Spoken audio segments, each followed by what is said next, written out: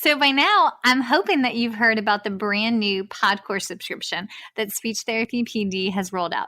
For $79 a month, you get over 175 hours of ASHA continuing education with 19 new episodes a month. That's fantastic. Well, they want to make sure that you also know we have a brand new coupon code. So the coupon code is F as in first, B as in bite, followed by the number 20, FB20. And that brand new coupon code will give you $20 off the PodCourse subscription. So you get 175 hours of continuing ed plus an average of 19 new hours a month, all for $59 a year. And we cover everything from early intervention to schools to adults to ethics. So be sure to type in F as in first, B as in bite, and then the number's 20. Enjoy your coupon, or as my kinfolk say, enjoy that coupon.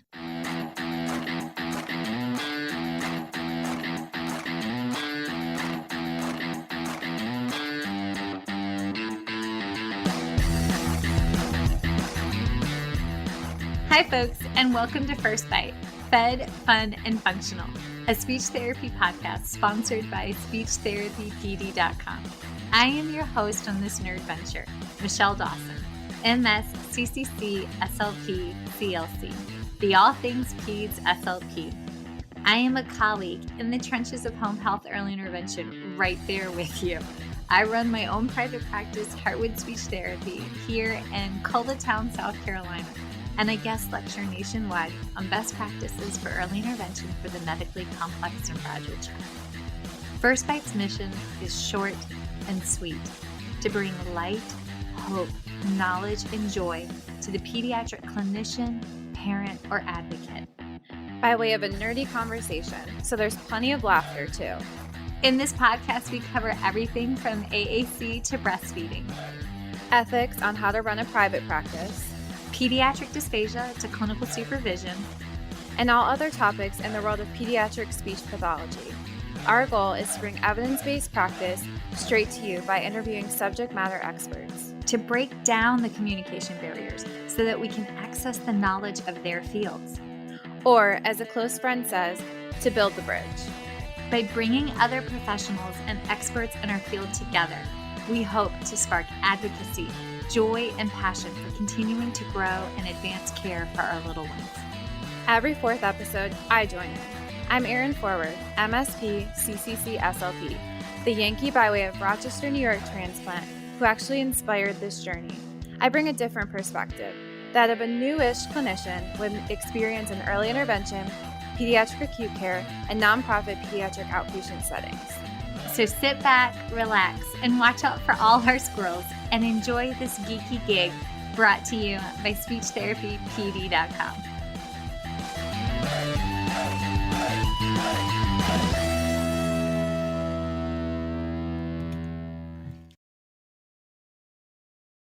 Pediatric Feeding Disorder Month. Y'all, this has been a journey. And First Bite is concluding it today with a fellow Carolina lady. And I am absolutely delighted to be bringing this month both metaphorically and physically home. Because y'all, how joyful is it when you have a colleague in a sister setting that you can refer to locally who is gifted and talented in their specific spot within our scope. And you can breathe a sigh of relief when you make that referral. This is why there was an R therapy. Or when you see that referral come from their gifted hands. Well, y'all, that is how I feel about today's guest. So please allow me to introduce the fantastic clinician that is Dana Entwistle, MS, CCC-SLP, a pediatric feeding clinical specialist at Levine Children's Hospital in Charlotte, North Carolina, sister state, sister of the heart. Dana and I have never met in person, but several phone calls later, she really is a sister of my heart. And I have heard nothing but high praises about you from my friend Natasha up in Rock Hill, and I am honored to have her here today. So Dana, hi, hello, and thank you for closing out Feeding Matters PFD month. Huzzah, lady. Hi, Michelle. Thank you so much for having me. I'm so excited. Okay, so you have the dream job. Like literally all of my students want to be inpatient peds, like NICU or PICU or all the things. How in the world did you become an SLP? And are you from Charlotte? Take me through the journey, lady. Yeah, so it is my dream job too. I feel very blessed to be there. So I'm originally from the Raleigh area. Cary, North Carolina is my hometown. I went to UNC for undergrad. Wasn't really sure, like a lot of undergrads, what I wanted to do, what I wanted to pursue. I knew I was really interested in science and medicine, but I did not want to go to med school. And I knew I loved kids, and I'd worked with kids in various capacities, but I also knew I didn't want to be a teacher. So my mom actually is the one who introduced me to speech therapy, and she knew a speech therapist and said, "Hey, I think this is a good fit for you. Why don't you go shadow?" So I spent a lot of my undergrad career just shadowing at different private practices. I actually shadowed at the UNC NICU. Back then, that is something that I didn't think I wanted to do, which is funny. And then I went to grad school at Appalachian State. And that is kind of where I found my love for kind of the medical side of speech pathology. I had a great mentor up there and worked in an acute care adult hospital. Loved dysphagia, loved my feeding disorders courses. So I found an internship and applied at Levine Children's and have luckily been there ever since. That's amazing. Yes. I never wanted to work with kids. I thought children were disgusting because they literally, I was running out the door late. I don't know, like 2 Fridays ago, because I normally teach the clinic class Friday mornings, and I had my scrubs on, and Goose went to hug me. He is 8 years old, and he went to hug me, and he wiped his nose on my scrubs. And I was like, "Child, have you lost your mind?" And he goes, "Well, there wasn't a tissue nearby." And I was like, "Oh my God." But I get that from my patients, from my own children, and we had That's a what nice scrubs are for, right? yeah, but like also that child is too old to be doing that, but here we are. Here we are. Here we are. Okay. So I'm super excited because we just had this past Friday, we just had a lovely registered licensed occupational therapist from the NICU at a nearby hospital to my university come and speak to my students. And she talked about her roles. And yes, it was because in a professional education, like we have to learn about what our colleagues do and are in the settings that we collaborate with them. And it was so eye-opening for my students to realize that OT serve a role in the NICU and OT for PFD for tiny humans. And I feel like this is the natural extension, like this is the peri, like this is the pairing. But one of the questions that a lot of my students circled around was, but what does an actual day look like? Like how much time is documentation, productivity, patient care, rounding? So, and because she's an OT, she had a unique perspective, but not one representative of our field. So could you talk to what a typical day looks like for an acute care speech pathologist in a children's hospital? Sure, I would love to. Well, first of all, just kind of going back to OTs and PTs, I've learned so much from them, and they definitely have a huge role in our NICU population, especially with feeding disorders. And I learned so much from them every day. So I'm so excited that you had one come to your graduate school class. That's awesome. I felt like when I entered the workforce, I had no idea how much I was going to be working with them, but they have taught me so much. So a typical day in the life of acute care speech therapist, I think from the outside looking in, kind of like you said, it kind of looks glamorous and, oh my gosh, you get to hold babies all day. And isn't that the best job ever? But I think when people come to shadow me and watch what we actually do, it's still a dream job, but maybe just not quite as glamorous. So I'll hopefully take you through some of it. So I'm just going to kind of go through like what a Monday would be like, because that's typically our busiest day. That sounds awful. I got to be honest, just listening to you describe this, I'm like, I can already feel the heartburn in my chest rising. Yes. But continue. Yes, it takes a special kind of person, I think, to love acute care because you just have to be really, really flexible. So come in Monday morning, you want to always kind of check in on your patient list. And at our hospital, we have 5 full-time speech pathologists that are on our acute care team. And then we have 2 to 3 PRNs that help us out depending on And the that's day. just for peds. Just for peds. Yeah, just for the children's hospital. So, we kind of all get in straggling around the same time, and we print out our lists, and our lists are kind of divided up according to our areas that we manage. So our hospital is divided up by floors. And so my area of clinical interest is the cardiac population. So infants and children with congenital heart disease. So I have the cardiovascular ICU, I have their step down unit, and then I also have a neonatal nursery that houses a lot of our pre-surgical patients. So I kind of get to see them throughout their entire hospital stay. That's one thing that our team has really tried to focus on is continuity of care, even within the hospital, having a primary therapist for one patient when we can. Obviously, there's days where we have different days off and stuff like that.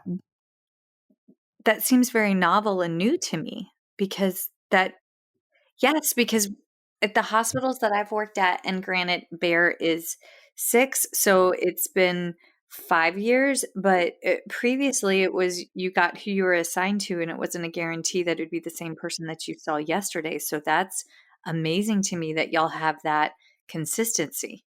Well, we really have tried. That's kind of how we have found that our patients have the best outcomes. But not only that, that's how families build trust with us. And that's how providing teams build trust with us too.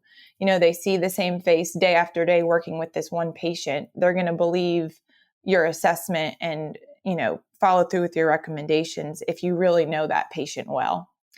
So that's just what's worked for our team. And thankfully, our management is super supportive of that as well.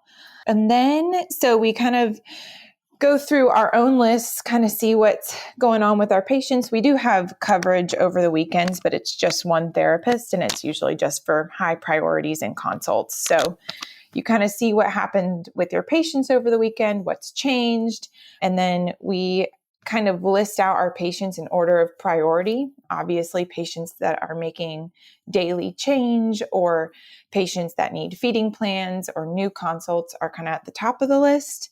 And then patients that are kind of our frequent flyer residents that maybe already have a stable feeding plan, like they already have a G-tube and they have been well established in therapy and they're just here, waiting on a procedure. Those are kind of at the bottom of the list.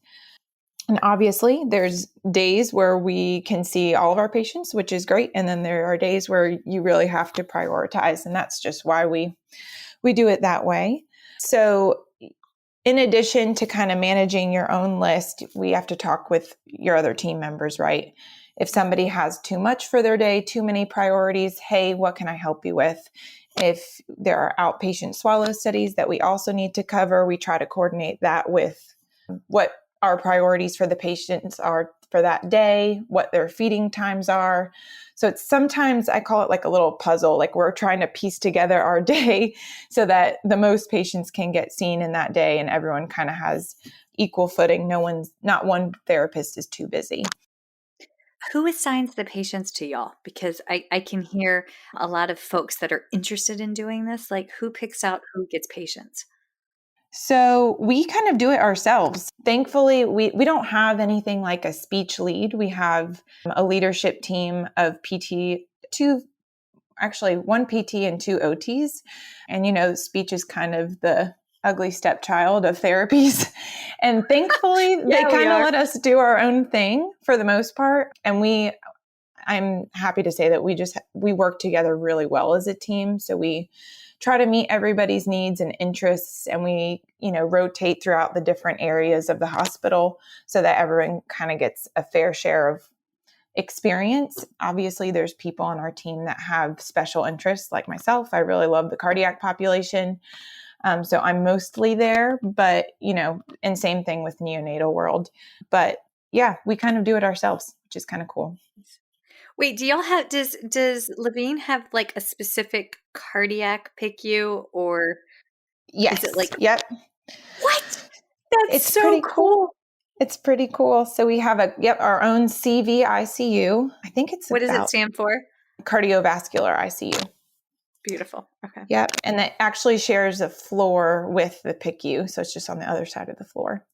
And so we try to plan our day kind of according to what all is happening with our patients and outpatient swallow studies. And typically we'll have other obligations as well that we are going to have to fit into our day, like going to our rounding with our different providing teams. So every Monday we do neurodevelopmental rounds with PT, OT, speech for all of our cardiac patients. Yeah, we also have a dietitian there, a nurse practitioner, social work. So we try to cover all of our bases and kind of meet all of the neurodevelopmental needs of that patient and what they might need for that week. And we have different huddles with our own therapy teams where we talk with PT, OT, see what the needs are for the hospital that week, equipment needs, announcements, those kinds of things.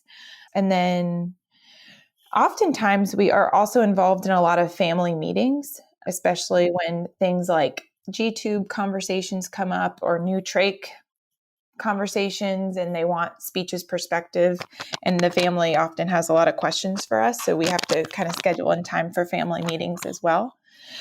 But yeah, that's kind of what our day looks like. Try to see most of the priorities in the morning, maybe take like 10 minutes for lunch while documenting, and then get back to it in the afternoon. Yeah. So a day in the life of home health by comparison, you have a set schedule, you know where you're going. However, you don't know if you're going to get stuck behind a tractor carrying a hay bale. I once got chased by a pack of chihuahuas. Cannot make that up. I once went through a field that was apparently having a grasshopper infestation. So Oh my and gosh. it's country living at its finest. So I had the windows down, and all I know is the windows were down, and like grasshoppers were flying at me in all directions. Ew. And then that was fun. And then when I do my city days, I have had to duck and cover due to gang infighting in downtown Columbia on a lady's porch. And I once pulled a cockroach out of a kid's trach at another Ew. house. Oh my Yeah. gosh. So my days are not as they're not as pretty as always as yours. And those are like, please, Dana, please know that those are like extreme days. Okay, like honestly, it's me. So they're not really extreme days. Like eventful things happen at least once a week in my line of work. But things happen. I once Things sat on dog happen. poo. So like, not the most home health. Y'all, home health is not for the faint of heart. No, it's not. No, it's not. But I mean, I thrive in chaos. So like there's that. Yep. There's Yes, that. but It's a different kind of chaos, but I think both are chaos nonetheless, for sure. yes. Now I will admit one thing in the world of home health that I absolutely miss with my core pulsating self is the fact that you get to have consistent rounds, because you get to speak to the physicians and the interprofessional practice team regularly. And the home health, or even to some extent the outpatient clinics, we don't have quick access to the physician or to the rest of the allied health team. And that's typically a breakdown in continuity of care. And I would love it if I have so many process improvement ideas, but that's like a whole podcast in and of itself and like not the focus of today. But I absolutely love that you talk about the value of rounding from an interprofessional practice self, because y'all, if you think you can fix, regardless of what setting, a patient's feeding disorder or swallowing disorder solo, then friend, that ain't gonna work so well. So let me know how that works out for you, because I really think that we are only as good as the team that we build around the patients. So I couldn't agree more. And that, we actually just hired a PRN who was our like go-to home health person in Charlotte. She's wonderful, but she has commented on that like multiple times. She's like, I just love talking to the doctors. I'm so happy I can talk to the doctors. And it is something we take for granted. Obviously, they're in the hospital for a reason, and they, talking to them is necessary. But I do wish that on the outside there was better communication, even between the acute care therapist and the home health therapist. Yes. I wish. Okay, wait, I can tell you why. When I first moved here, because I came from a hospital setting, right? Like I was discharged, like I was inpatient, outpatient, and I would always call the other clinician. But like it was easier for me because it was, to be fair, we were like the only hospital for 45 minutes in any direction. So like I literally knew everybody that was around me because there were not that many people. Like I could pick up the phone and call them because I knew where they were going because of the extensive, exhaustive efforts of our discharge planner, right? But when I moved here, it was very overwhelming to be on my side of the table and to get a script and no medical records because that's commonplace in our world. It's intimidating intimidating and exhausting to backtrack and find out who was the prior SLP, what hospital did they come from, and to track down their records. And also, you don't want to come across as being clueless or inexperienced and seeking to understand what's happened. And our egos get in the way of patient care because we don't want to look like we don't know what we're talking about. But like, we don't always know inpatient terminology because we're outpatient. And I think that's okay. But I just wish there was better communication and that everyone could put their egos aside for the patients. You know what I mean? Like I wish that we knew where the patients were going always, and we don't. Otherwise, I would schedule time in my day to pick up the phone and call whoever I knew it was, because these kids are complicated and feeding disorders are complicated. And we need to put our brains together and for continuity of care and to see better outcomes. We really do. I'm very passionate about that, if you can't tell. Yes, but that's the advantage of small town living versus big city life. Like in a small town, there's probably only two potential outcomes versus you have hundreds of folks that your patients could go see. Right. And our patients really, especially for our cardiac program, they come from all over. I mean, we just sent a patient home to Wilmington with a nasogastric tube. And I'm like, I don't know any therapists in Wilmington. I hope they're getting good therapy. I hope that they follow up with us still. It is crazy, the reach that I feel like our hospital has at this point. And it is hard to keep track of everybody's therapists and making sure everyone has the swallow study and knows the plan. So I really try to, when the parents are going home, try to kind of make a discharge speech packet for them with bottles, nipples, whatever they might need, the passy that the patient likes, and then like a written out handout for the parent, but also include my information at the bottom. So that's been helpful, I think. I've been definitely getting more contact that way. But thank you for the effort. On behalf of all of us on this side, we appreciate that, lady. Of course. Yes. I'm going to keep doing it. Yes.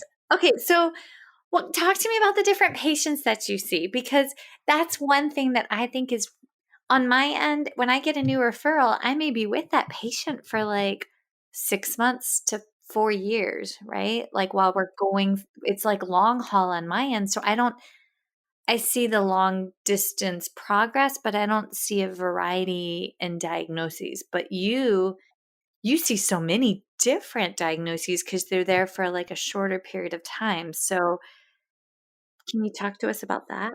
Sure. So in our hospital, kind of like I touched on before, we do have a cardiovascular ICU and their step down unit where they work on discharge education, feeding plans. That's kind of the unit where they're getting to be more stable and getting swallow studies and all that. We also have our NICU. It is a level 4 NICU, 85 beds. We also have our progressive care neonatal unit as well, where we work on. Sorry, can you explain for those that aren't familiar with the different levels in a NICU? Isn't level 4 like the highest level NICU? Yep, that's the highest level. So accept anything and everything. I've seen a 22-weeker, crazy things that you would have never thought. Like 10 years ago, we really weren't even saving those kids yet. So it's pretty crazy. And so, oops, I'm sorry, getting a phone call. It's my husband. Decline. Oh my God, I hope they do not edit that out. That's precious. Oh, classic. Hey, I have a podcast that I'm doing this afternoon. Totally forgot. He probably totally forgot. You have no idea how many times they've edited out my children vomiting or my dogs barking at the Amazon delivery guy. So you're good. Bless.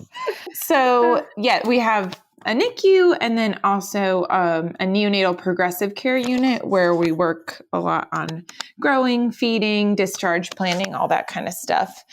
We also just have general pediatric floors where we see anything from a teenager with a TBI or spinal cord injury or a baby coming in for failure to thrive and needs a workup. We have our hematology and oncology floors, and we get consulted there some of the time, not all of the time, for patients that are going through chemo that may not want to eat anymore, or patients that have brain tumor resections that need a cognitive communication evaluation.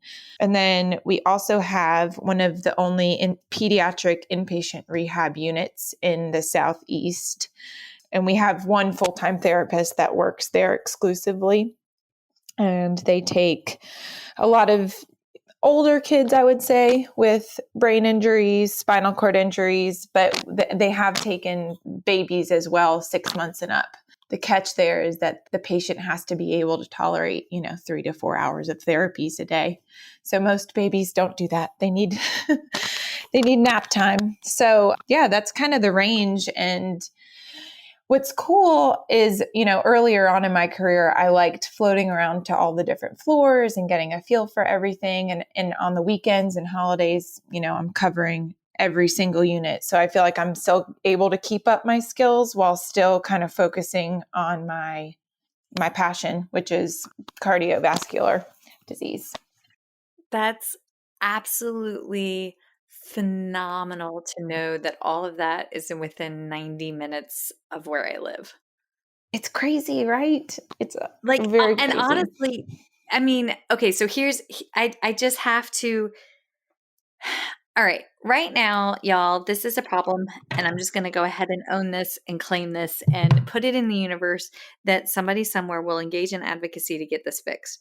Right now, a lot of times, state Medicaids will not pay for an individual with a specific state's Medicaid to cross state guidelines or state lines, right? And that's a problem because to have those resources within 90 minutes of my house versus the largest children's hospital in our state is 2.5 hours from my house, that's problematic. Is that beautiful. MUSC?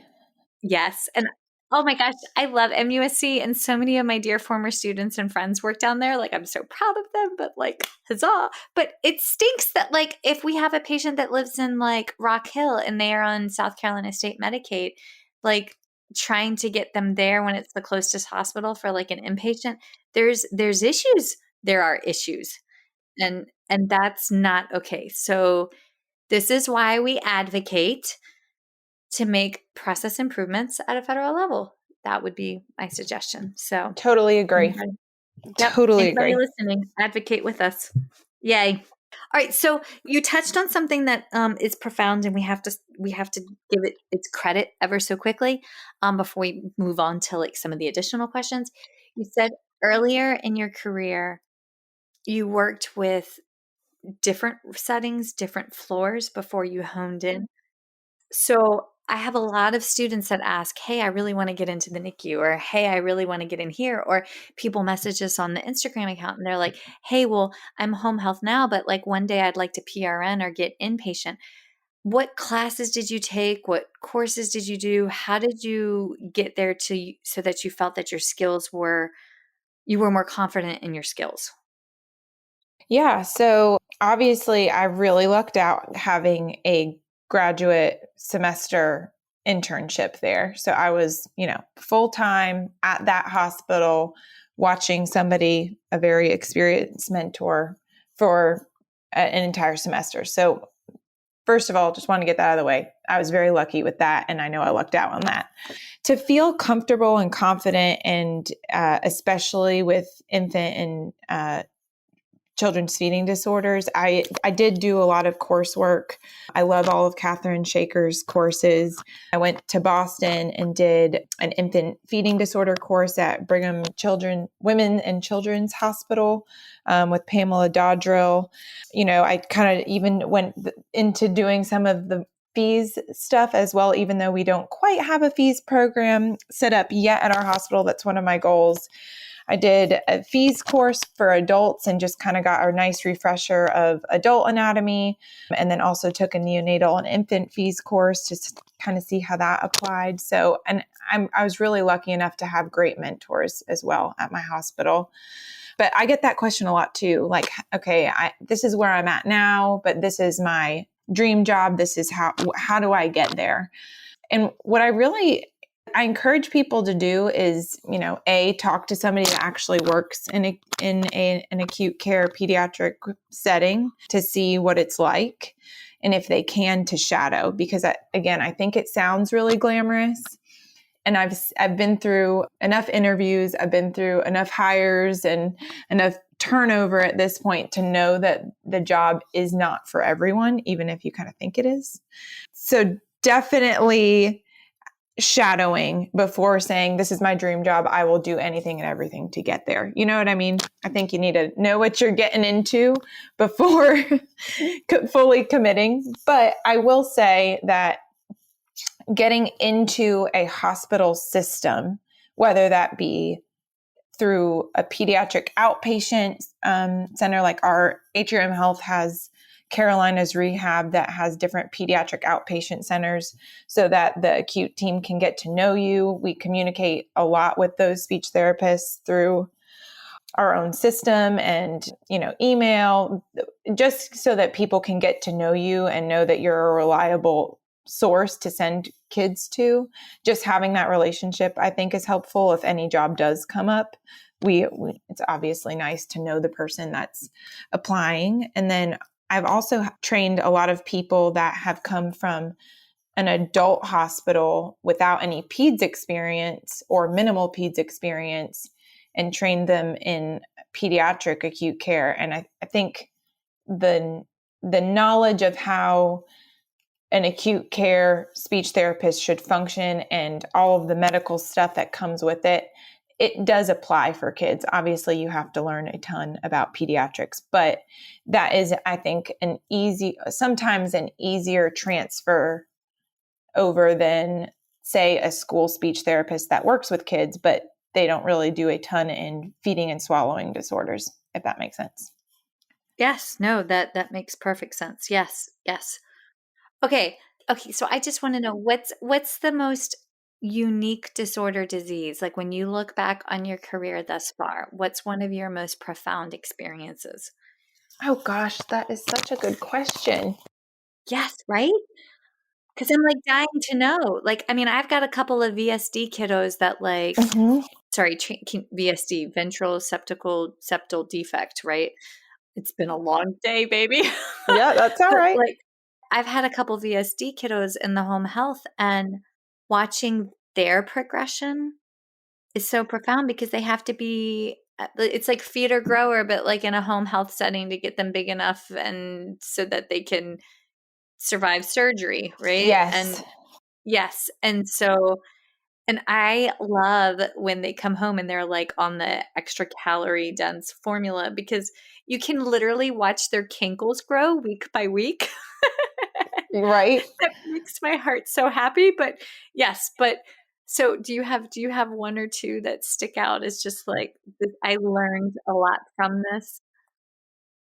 Oh, yes. I have so many. I'm trying to think of one or two that really hit home. I think right now we have so many kids waiting on a heart transplant, and it kind of takes me back to when I first started. I picked up a cardiac baby who had a LVAD, or a Berlin heart. It's a left ventricular assistance device. So it's actually keeping the patient alive, and it's this like there's like two tubes coming out of the chest, and it's oxygenating the blood. It is the craziest thing I've ever seen. It almost makes me a little queasy to look directly at, but one of my very first patients had one of those, and I just remember being like, I am so out of my element. I am so scared.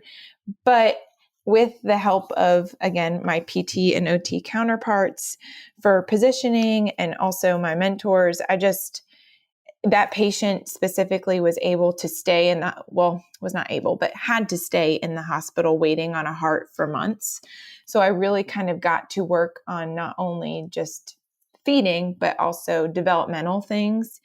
And I got really close to the family. We set a lot of individualized goals that the family wanted to see happen. And, it was really cool to be there throughout this patient's development. And then when he got his heart and went home, it was just very cool to be part of that experience. Even though he was stuck in a hospital, we were still able to provide all of that age-appropriate developmental stim while also working on feeding. So that one, I think, really hit home to me of how much of an impact a speech pathologist in a hospital can make. Even, sometimes we have kids that stay just a couple of days, but it is cool to see some of those longer term kids as well.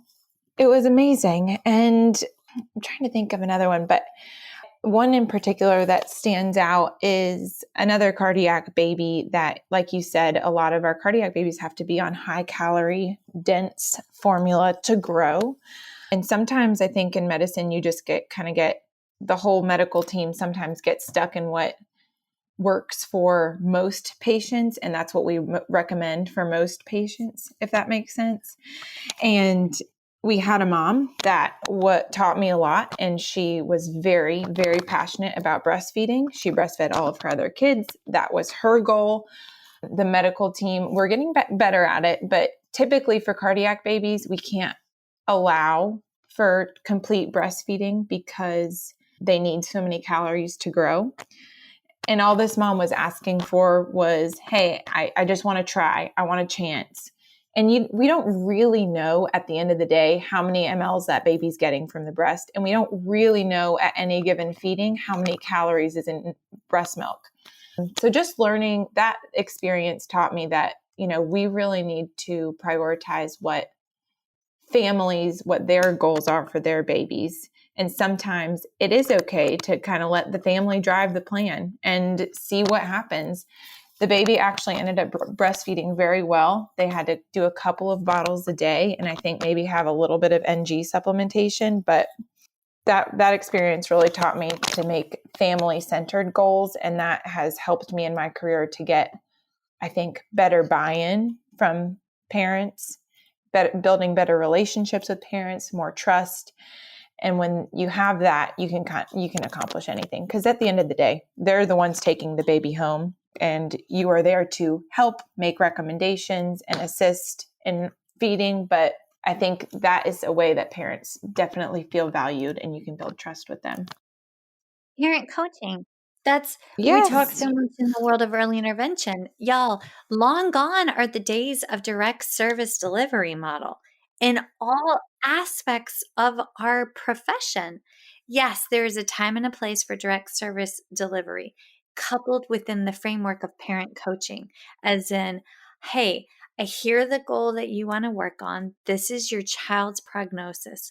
Let's make sure that the strategies that I give to you, whether it be language, communication, cognition, swallowing, across the life continuum, aligns with your patient's prognosis, your child's prognosis, and your desired outcomes.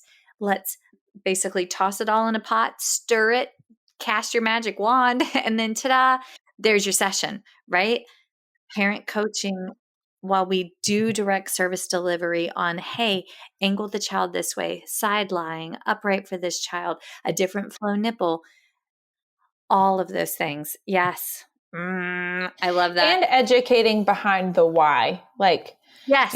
Why does this child need a ultra preemie nipple? Why are we doing right side lying? Why is it important to do pacing? I think, even if your parent has a low educational level, I think it's important to at least try to meet them where they're at, try to get them to understand, because that just creates more buy-in and more follow through at home.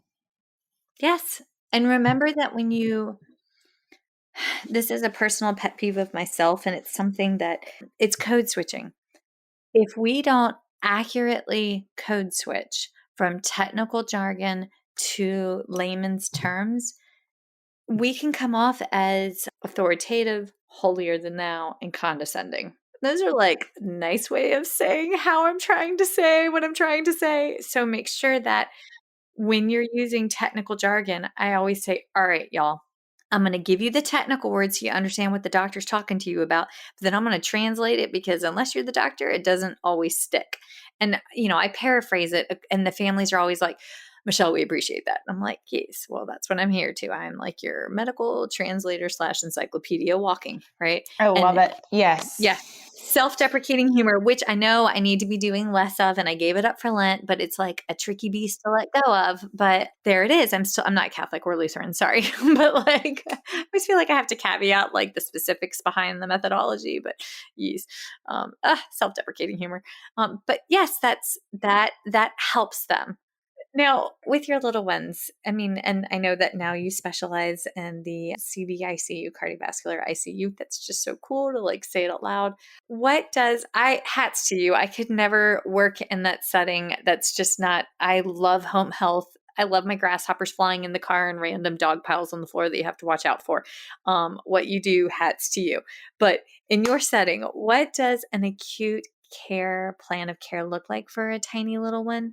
And to piggyback up on that, like, when do you deem it's appropriate to do a swallow study? Yeah. So when I get a consult, hopefully it's for, let's just say it's a cardiac baby that is having surgery. I love getting pre-op consults, because then I can really see if they're stable enough, obviously, then I can really see what the patient is doing prior to surgery, so I can know what has changed and possibly what is now not functional after surgery. So the first thing I do is try to, get a history from the parents, even if the patient was just born. Did they get to go to the breast at all right after birth? Have they taken a bottle? Have the parents seen them take a bottle? Do they take their pacifier well? And then I look at if they're on any respiratory support. Are they really stable enough to feed? More importantly, why do they need that respiratory support? Do they have premature lungs? Is it their cardiac defect? Are they breathing a million times a minute? And will that prevent safe feeding? So looking at that piece of it, also kind of chart reviewing, making sure what meds are they on? Are they weaning from any sedation? Are they on pain medication? Are they on any medications that are going to affect their state? Can they reach a quiet alert state when I'm with them? I think a lot of our evaluations even is educating the family and sometimes the caregivers about state regulation and how that can affect feeding. So if I change the baby's diaper to just try to wake them up gently, and they lose their mind and they can't come back to that nice, quiet, alert state, I know that they're probably not going to get there with a bottle feeding assessment for that day. And then doing an oral motor exam, of course, seeing if they're showing any feeding cues. And then two big things, especially after surgery, that I want to look for are secretion management. Are they drooling? Are they super bubbly? Are they swallowing their secretions? And vocal quality. How strong is their voice, especially for any surgeries that are going to include the recurrent laryngeal nerve. Sometimes they have left vocal cord paralysis following those that can put us at high risk for silent aspiration. Hang on. This is a critical piece. What she just described, y'all, that doesn't always show up immediate after surgery. I've worked with enough cardiac patients post-surgery that left vocal cord paralysis, it's like almost like a slow, gradual onset, or I've had cardiac patients that have gone home on that feeder grower recommendation, and yet you hear them become bubbly or gurgly, or you notice over the course of a couple of weeks that their cry gets, instead of being like a loud, angry cat, it's like a softer murmur. Those, your vagus nerve innervates your larynx and it innervates your heart. And I don't know if in the process of trying to focus on the big 9 in grad school, if we do enough justice of focusing on the fact that how interconnected your larynx and your heart actually are. So when you're seeing those changes in an outpatient or in a home health setting, you have to pick up the phone and call the pediatrician and the cardiologist and say, "Hey, I'm over here with Billy Bob, Susie Q, and I'm seeing X, Y, and Z, and I just wanted to relay this information back to you because they see the speech pathologist typically incredibly more frequently, 1 to 2 times a week, and they may see the pediatrician like once a month for a weight check-in, or the cardiologist once a month for a weight check-in. So, due diligence, continuity of care. Sorry. Absolutely. Absolutely. Thanks for pointing that out because it is super important. So there are some sessions where the baby, to me, does not look ready to feed. And I just focus on doing calming and non-nutritive sucking with a pacifier. And our goal is neuroprotection. And that's just what it is. And there's other sessions where I go and I'm thinking to myself, okay, this kid, like after reading the chart, okay, this kid's going to look like a disaster. We're definitely not going to be feeding today.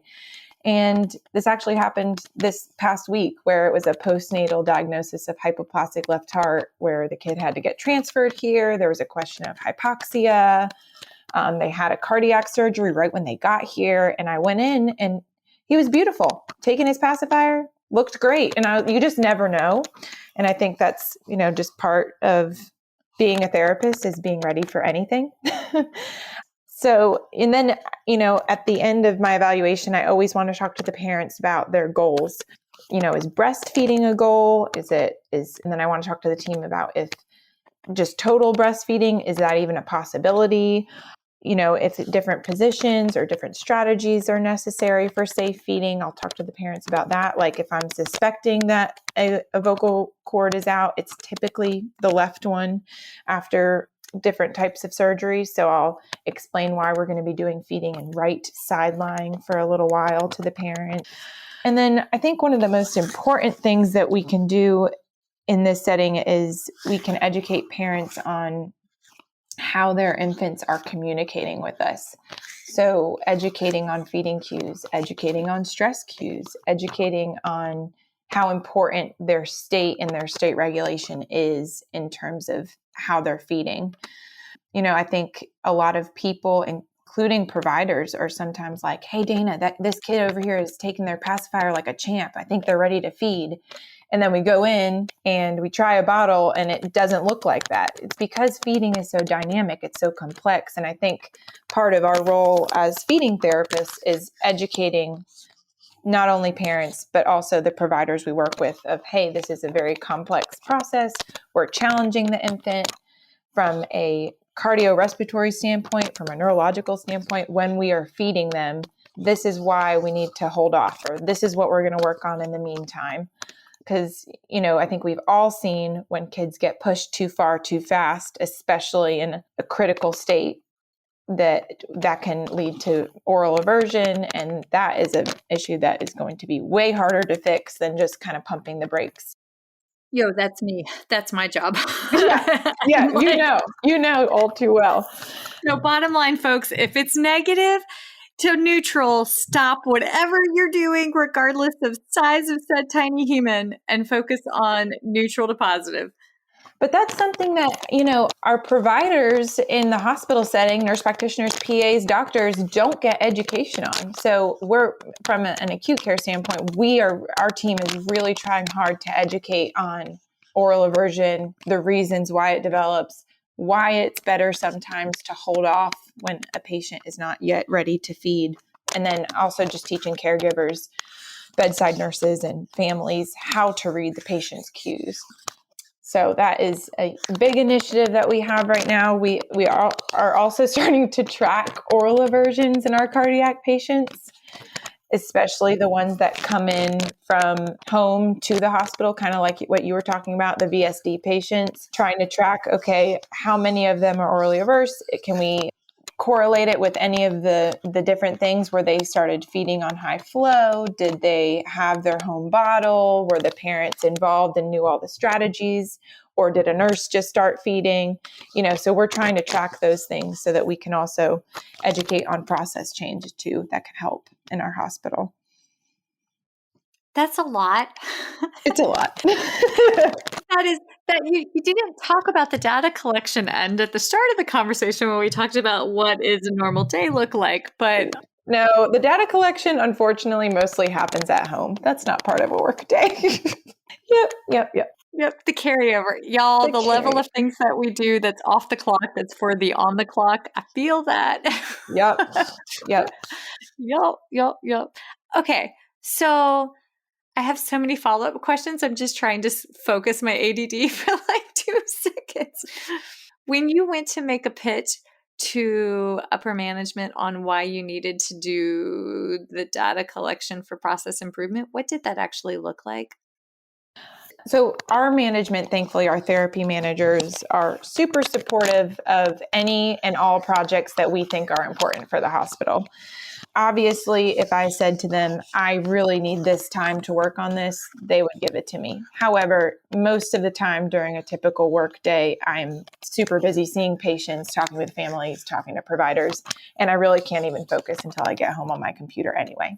So all that to be said, they're super supportive, and it's not always them telling me you need to do this at home. But really, it came from just my frustration with kids that I have seen become aversive if they are fed too soon in the ICU following a surgery, especially for the older kids. And by older, I mean 5 to 6 months that have established feeding plans at home. I think sometimes people in that setting think it's a good idea to feed them immediately after surgery because, they were taking a bottle before. They know how to do it. They don't need to learn. They're fine.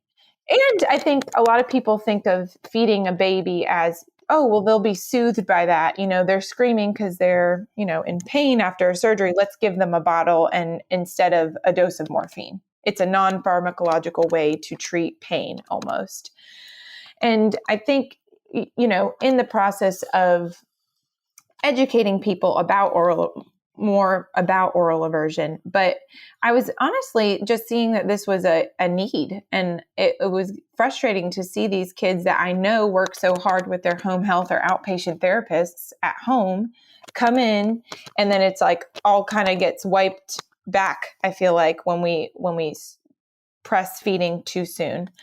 So I was just talking about that with some nurse practitioners that I am close to in the hospital. And they were like, yeah, let's start tracking it. That's a great idea. And they kind of got me in contact with the pre-op people. And so it's in the very, very infant baby stages of just data collection right this second. But thankfully, I'm working with a pre-op nurse on it. We're hoping to get a CVICU nurse to help us with data collection and presenting our outcomes. And then one of my other speech colleagues is also helping me with it. So yeah, that's kind of how it went. But see, it is the above and beyond that actually drives change for our profession. Oh, absolutely. It's having the professional curiosity and then the willingness to follow up on it. Yes. And what I've learned, and out of all of the process changes I've tried to make at the hospital and different programs I've tried to start, is that you need to have the research behind you to have provider support. You have to have the research. And unfortunately for us, there is not a ton of pediatric research. So we're oftentimes pulling over from adult world. And as importantly, we need data from your own institution to say, hey, this is happening here. Here's the research that supports why we need to change. How can we make this happen? And then just having the right people on your side and getting buy-in, I think, is very important. We had the pleasure of having Dr. Erin Ross on just like 2 weeks ago, I think it was. It was like the second Wednesday in May. And she was talking about the Sophie, when they did the Sophie follow-up research, and she didn't do it. A different facility did it. And they talked about how when they implemented the Sophie method, what they found, like when they implemented Sophie for inpatient stay, that the follow-up research yielded less patients having PFD in the long run. Oh, that's amazing. It was really phenomenal research, because I didn't know that research existed. But she was like, what we know is that this is when we're addressing like flow rates and quality here, it's helping to prevent long-term damage. And I was like, yes. But okay, all right, we only have a handful of minutes left, but like, I know you and I've had a couple sidebar conversations, and one of them was all about how you have helped like lead and create a team, like an interprofessional practice team. Could you like maybe tease that? Because I definitely want to do that as a follow-up episode, but can you just like ever so briefly lay the framework for that?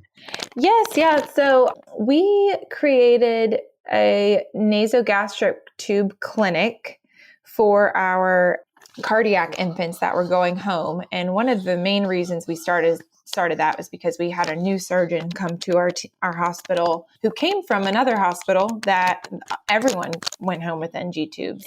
And our practice historically, especially when I first started, was either they stay in the hospital and work on PO feeding till they can fully PO feed, or they get a G tube. So there was this kind of meeting of the minds. You know, obviously a lot of people had different opinions about the program, but after doing a lot of research, this is a newer practice amongst cardiac centers across the country. So we definitely would not be the only one. So we started it, I think 4 years ago now, 3 or 4 years ago. And so I work with a pediatric gastroenterologist, a pediatric cardiology dietitian, and a GI nurse practitioner. And we all see these patients every 2 weeks out of the hospital. Obviously, I would love for every single one of my patients to get home health speech also on top of that. But what we are realizing, especially because of COVID, a lot of our patients are not getting home support from a feeding therapy perspective, even if they go home with the nasogastric tube. So we are working hard on following up with our patients. And, you know, a lot of the question comes in of, okay, well, who is appropriate for an NG tube? Is it any patient that has a cardiac defect? Is it only certain ones? And that's something that we've been trying to tease through on our own as well. But really, we want the ideal patient to be somebody that's going to be making progress, that doesn't have a ton of comorbidities. Maybe they're just trying to make it to their next cardiac surgery and gain good weight, or maybe they are completely repaired and they're making progress every day and they don't really have any other medical needs to be in the hospital. So that's kind of why we created it. And it has been a very, very cool experience to learn different perspectives from different team members. I've learned so much from the dietitian and from the gastroenterologist that I work with, and really we all go in together, which is cool because we ask a lot of the same questions is what we've realized. And we can really come up with a collaborative plan, including the family and the family's goals, that have resulted in really great progress for our patients. I think last year, something like 70% of our patients progressed to fully PO feeding. And then the other 30% did end up having to get G tubes at some point. But we are finding that it has been a very successful program. So very excited about that. And then I think we also touched on how we started an aerodigestive clinic at our center recently. So I've been grateful to be a part of that as well. Okay, so let's do the whole follow-up in next month for Dysphagia Awareness Month. Let's plan on that. Let's focus on clinics. Is that good?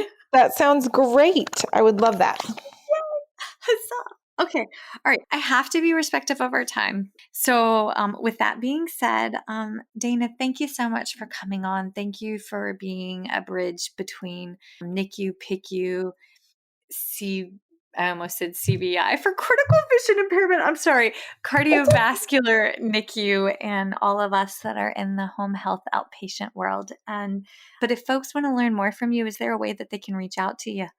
Absolutely. My email is dana.entwistle, ENTWISTLE @atriumhealth.org. Beautiful. And everybody that's listening, as always, thank you so much for joining us today. If you enjoyed the episode, we absolutely love it when you head over to Apple Podcast and check out First Bite and leave us a review on the Apple Podcast. Be sure to follow us on at First Bite Podcast and the First Bite Facebook page. Also, be sure to check out the book, Chasing the Swallow, your nerdy girl self right here. Just finished writing after 2.5 years and a whole lot of caffeine. Amazing. And, Amazing. Congratulations. Thank you. Thank you. And be sure to check out Chasing the Swallow on Instagram. And everybody hold tight for the questions. Hold on one second. Feeding Matters guides system-wide changes by uniting caregivers, professionals, and community partners under the Pediatric Feeding Disorder Alliance. So what is this alliance? The Alliance is an open access collaborative community focused on achieving strategic goals within 3 focus areas: education, advocacy, and research. So who is the Alliance? It's you. The Alliance is open to any person passionate about improving care for children with a pediatric feeding disorder. To date, 187 professionals, caregivers, and partners have joined the Alliance. You can join today by visiting the Feeding Matters website at www.feedingmatters.org. Click on PFD Alliance tab and sign up today. Change is possible when we work together. That's a wrap, folks. Once again, thank you for listening to First Bite, fed, fun, and functional. I'm your humble but yet sassy host, Michelle Dawson, the All Things Peds SLP. This podcast is part of a course offered for continuing education through speechtherapypd.com. Please check out the website if you'd like to learn more about CEU opportunities for this episode, as well as the ones that are archived. And as always, remember, feed your mind, feed your soul, be kind, and feed those babies.